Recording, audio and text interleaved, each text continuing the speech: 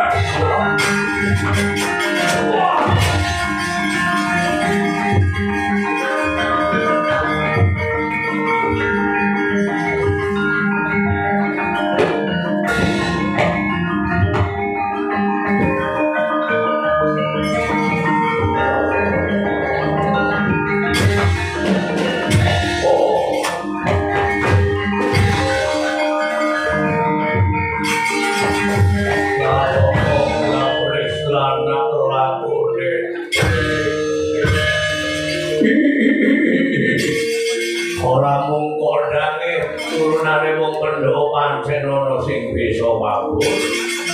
Ana sing bisa ambres bumi. Baik aglamu kaya Brahma jenenge sapa? Takon marang aku jenengku Antasena. Antasena Raden Senarmaja. Kakang sing mabur sapa? Kakang Darmaja. Kakangmu Gatotkaca ya sing ambres bumi Kakang Antareja. Aku yen karo Kanjeng Rama Werkudara isi karo putra sing wonten iki. Karo Puntadewa karo Jaranadewa tampal mendhi tampal tangan.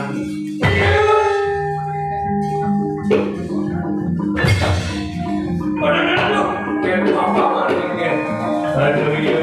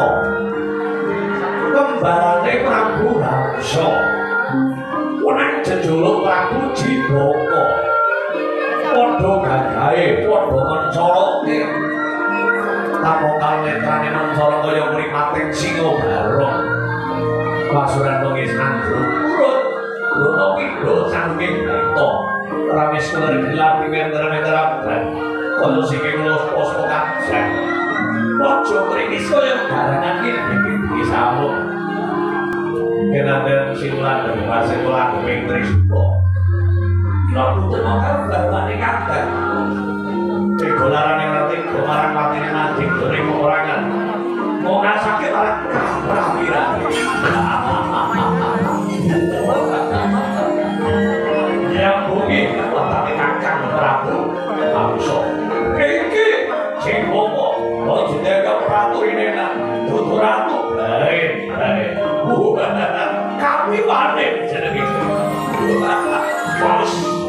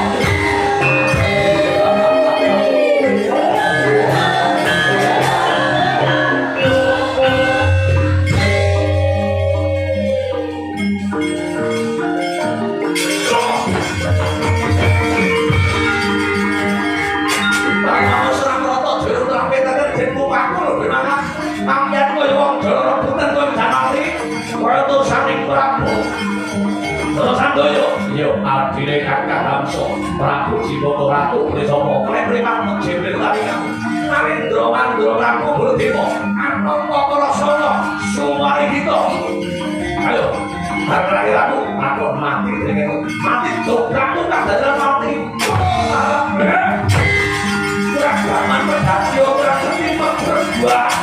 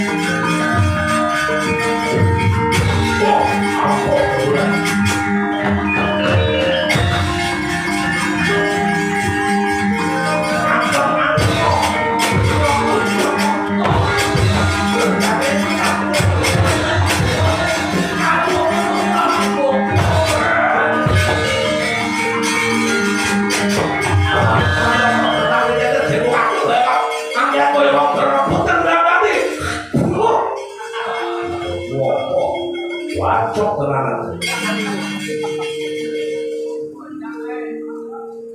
songor itu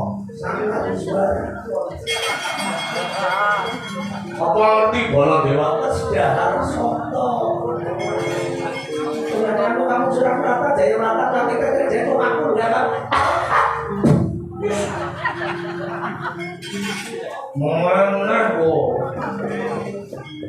oh berapa yang mengeles oh cici bisa lama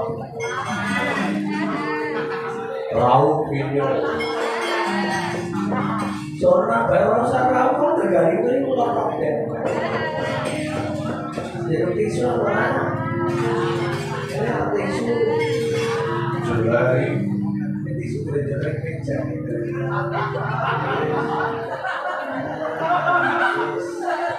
tisu itu ojo maning-maning ya toh acting ojo kaya kuwi lho ya kan iki ora Baladewa kan sejarah lah ngerti kamu ngarep-ngarep tuh ora-orane Baladewa karo-orane Prabu Kresna saora-orane Baladewa iki kudu lempung kandingan nyawa dicaci kowe tidak kok jatuh-jatuh. Apa meneh menung setan. Aku sudah kata jatuh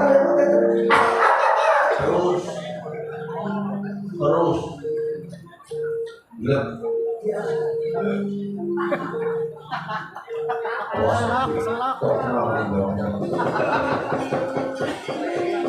kira-kira mau jauh tapi siapa jauh tinggi dia bisa sih ada di sisi dua kali Depok juragan dari itu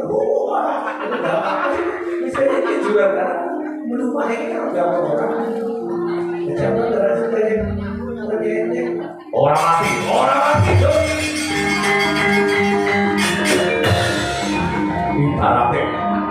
kaya bayi sing kaine dompo sing siji priang sing siji ning mesti bisa lalu ya kok saiki adikku Ciboko ora kaya abal tapi belum urip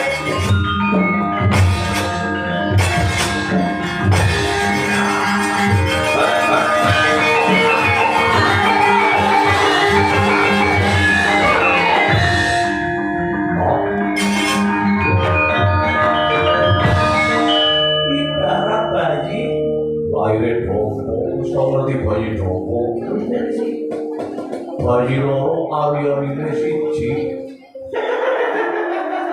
terus kowe jarang sing siji priya sing siji kembarane gelem miliki kena mbok tambal ta nanti langsung karo Ciboko jan kembar mulane kasekene padha sing siji nandhang Citrakata meni Nenggala bisa waliya Jatenger Prabu Hangsane tesih urip kan tidak bisa ditamani Nenggala ya waton Ciboko tesih urip dilanggahi yo urip maning yang main ya bilang kayak kamu ini main gitu main banget tonton veteran ning main apa aja main asal wong luput iki rutin ya asal wong belani wong angkara muda wong becik mesti ketitik wong awam mesti ketara sapola citra wahyune tetep sirna oh jadi setia tapi pesannya dan berarti kok angkara muda ya tuh iya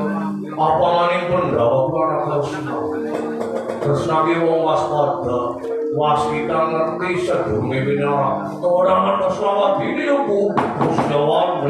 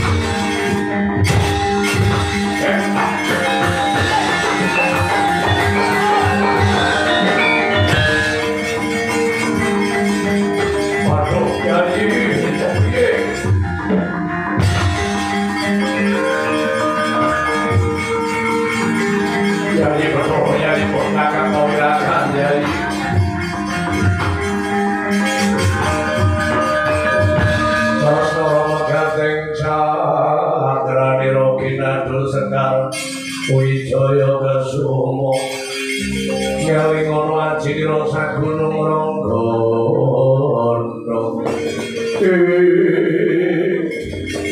pon kakak kawiraga Jimbo ora percaya tani ketono sakira wis keng mati jumlane dilanggahi dening Kamsa urip semono uga Prabu Hamsa Jojo jadane bebasan butul walikan tak dirane nanging dilanggahi dening Jimbo urip kepiye pun Kakang Wirayai kurange apa si adi ngerti sing wis ratu lampirian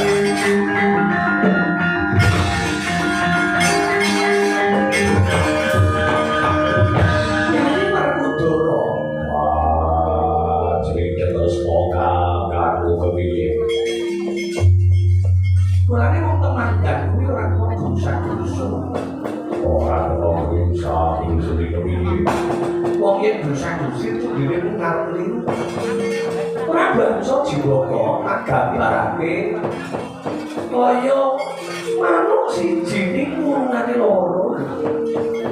Dikarake kowe manuk siji dadi kurungane loro. Dene manuk iso keluar saka kurungan carane kudu piye? Carane kurungane kudu rusak bareng-bareng. Bener. Siap dibawa sanggah. Mandane ora bangsa jiwaka didukung mbok ngono kanggo jalan. Ono maneh ndro mati sasat ratu mati dadi banyu ya.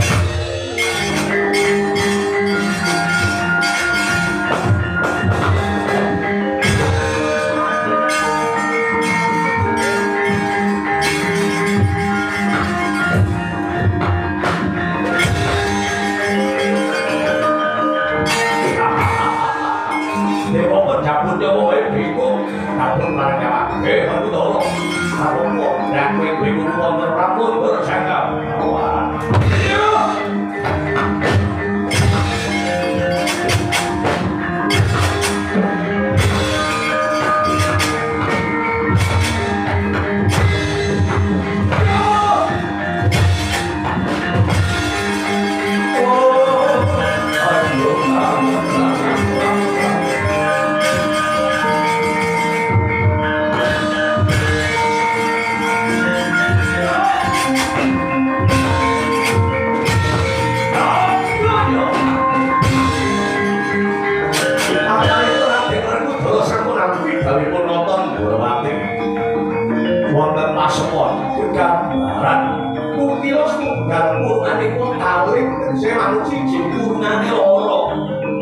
Dasar sangwarku terus sambutan kabeh kaprayana. Dinanti Kang Dani Prabu Hamsa Jiwaka kabenku mbok sinoman layu koyo den ora arep banget. Aduh kamu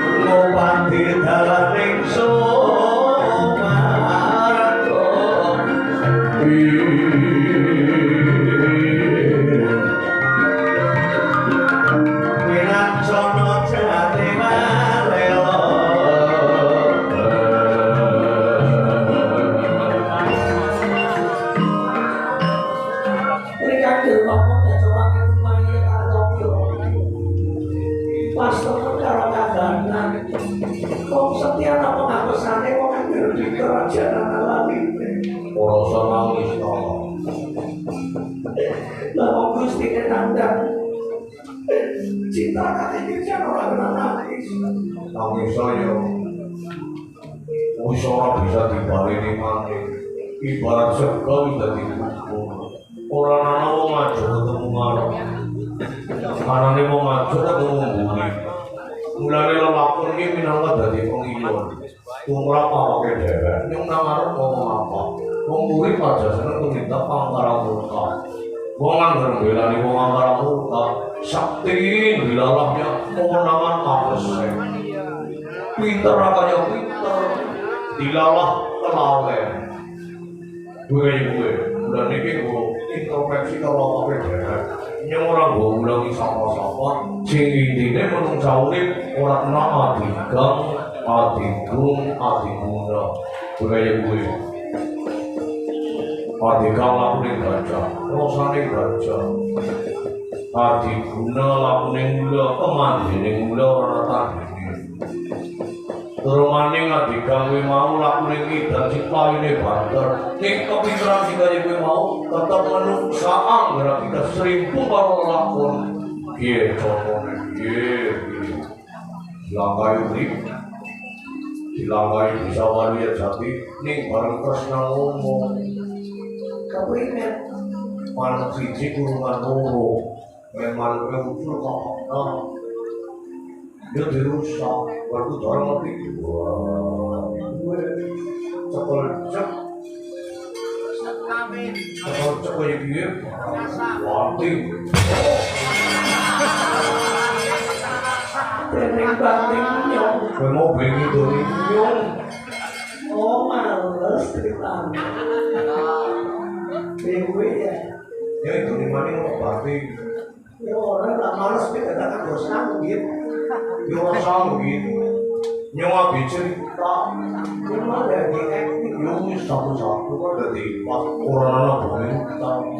Sama gawe ngaku. Sama nandu dulu.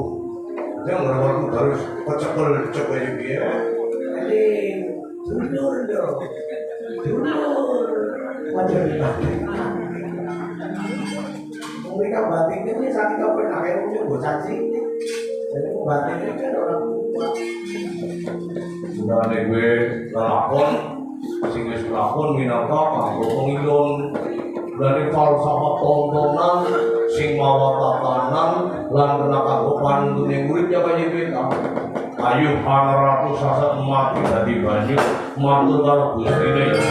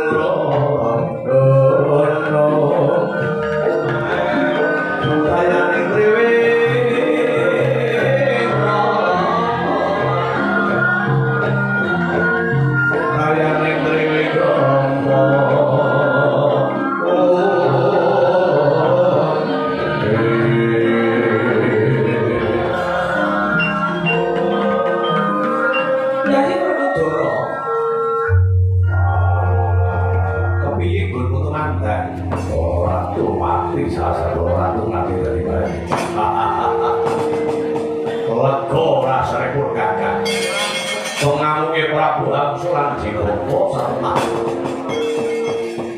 siadi sing bisa ngambungi menawi Koko Prabu ing mangke menawi wonten loro ganing paramurka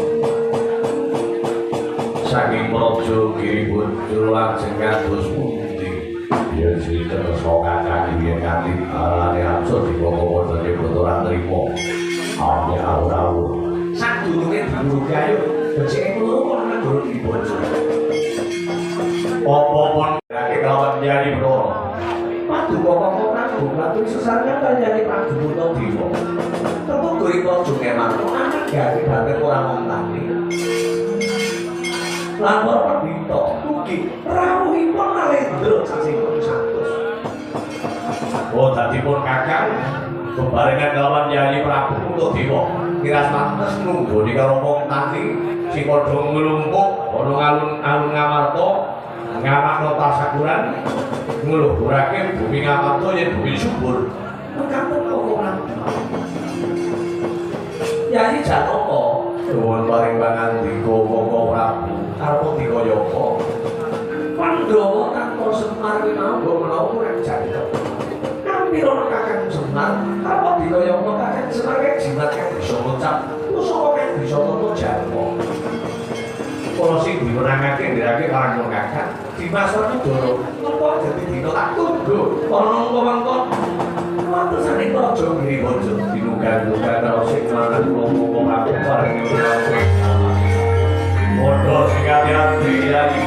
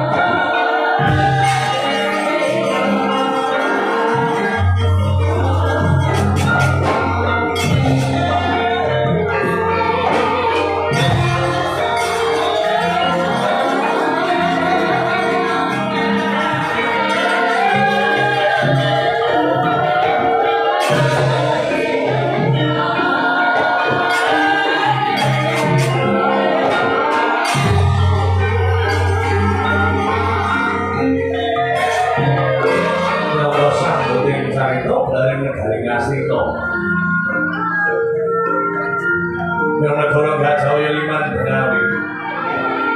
Negara panjang pun jumpa surkir paling pak toh jawi. Lo jadi sak juga Prabu Duryudana kemarin enggak.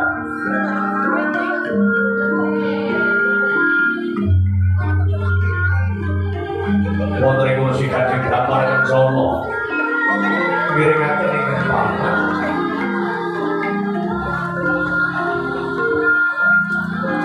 nangge sang pati Haryo Sengkunti.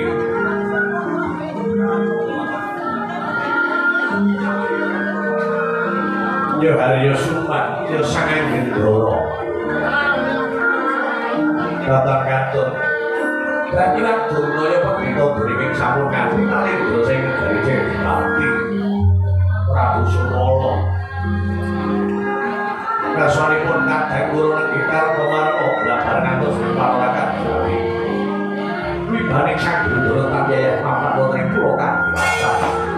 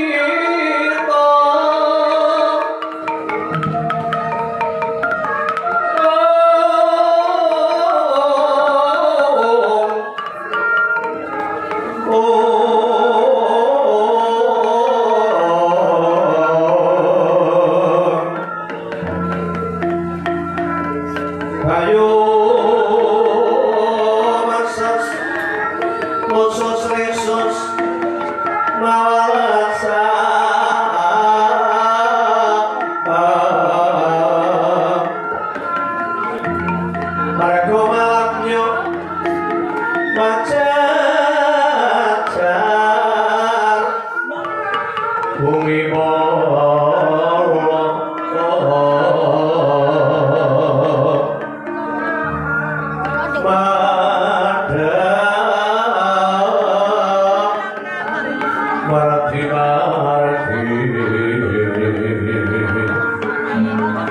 Madharapo Vinarati Ketra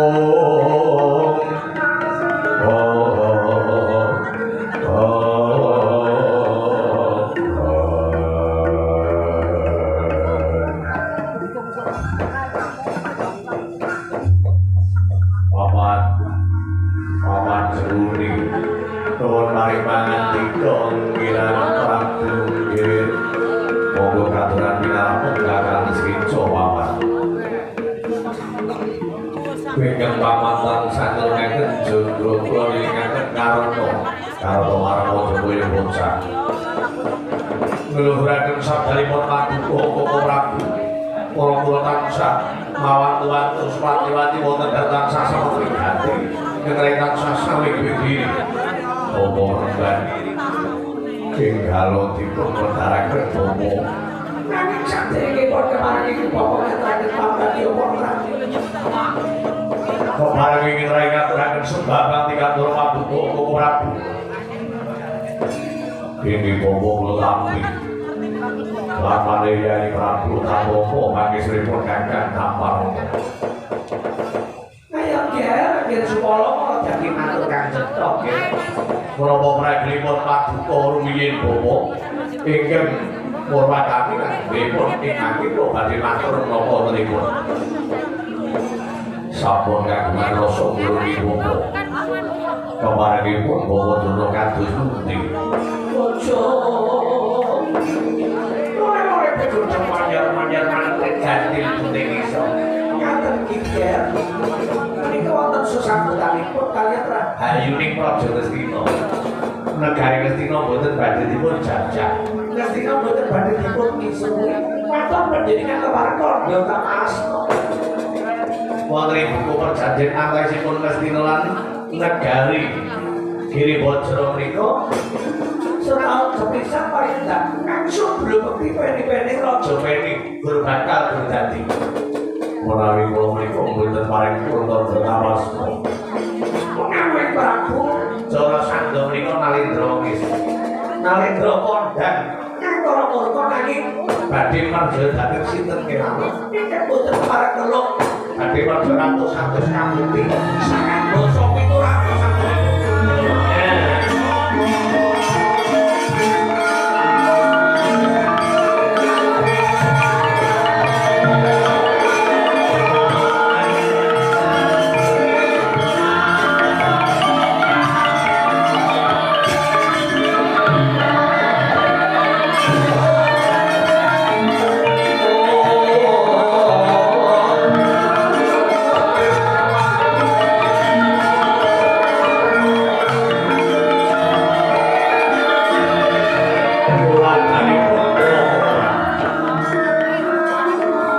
700 setahun sepisan langsung berbukti kalau kakak Prabu Jarasandha sampun makin kakak Prabu Jarasandha menika boten badhe damel kisruh negari kula ingkang badhe dipun damel kisruh negari Ngamarta Prabu Muta dibaripun Jaya Dawalati Prabu Kersa dibaripun Jayawati Nalendra Mandra Prabu Bratya dibaripun kakak menika pramila Koko Prabu kepareng boten kepareng waturi paduka menika kula tampar wonten ing perjanjian menika yen pancen monggo Yai apa sing sampeyan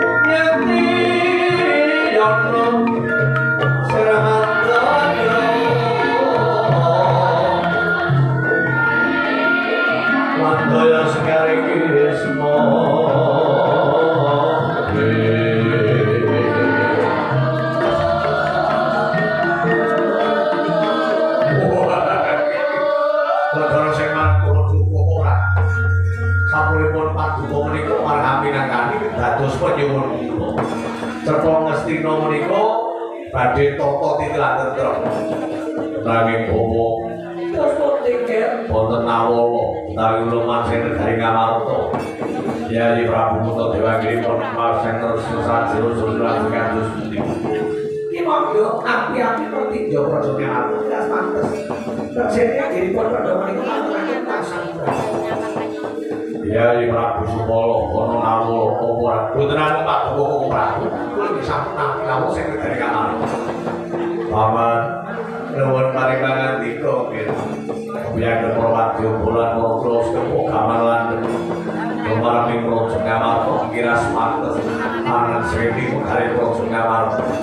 Dengan monggo pawan panggilan sobat alun-alun kangge tandha pundiripun yen mong sawise mati sampun manunggal karo saking